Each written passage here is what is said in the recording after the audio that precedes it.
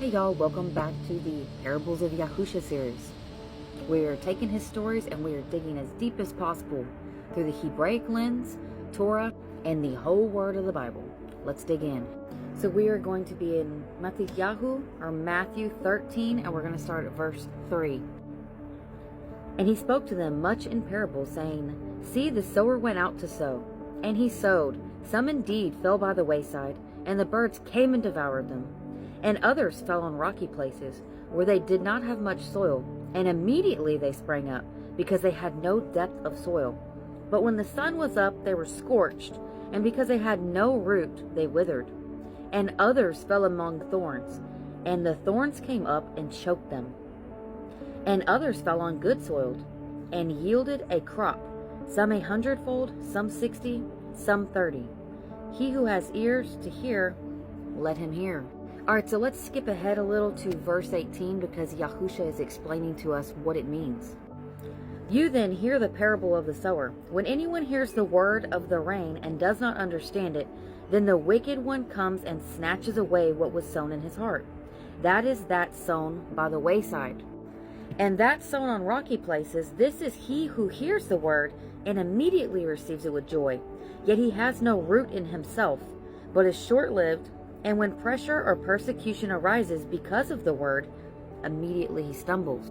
And that sown among the thorns is he who hears the word, and the worry of this age and the deceit of riches choke the word, and it becomes fruitless.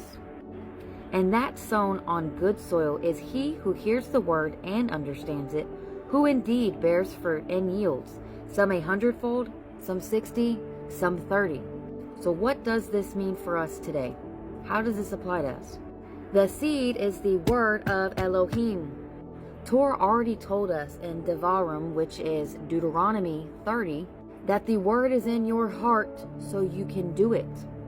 Hosea chapter 10 says, break up your fallow ground and do not sow among thorns.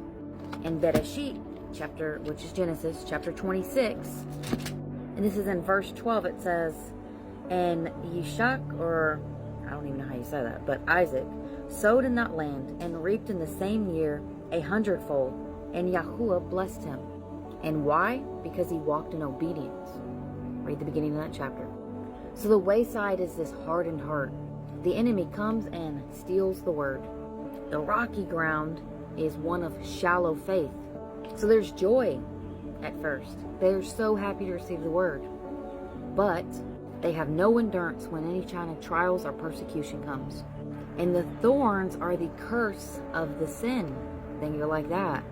The worries of life and the riches of life choking out our obedience, which is just like in Bereshit 3:18, which is Genesis.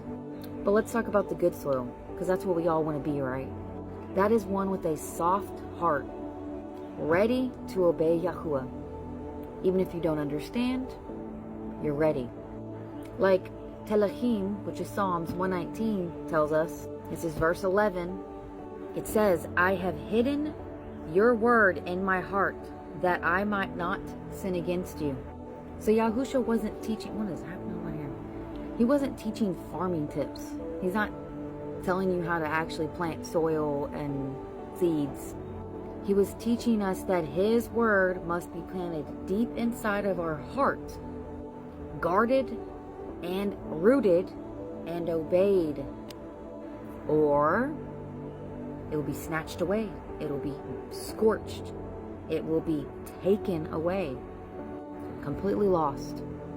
The question is, what kind of soil is your heart?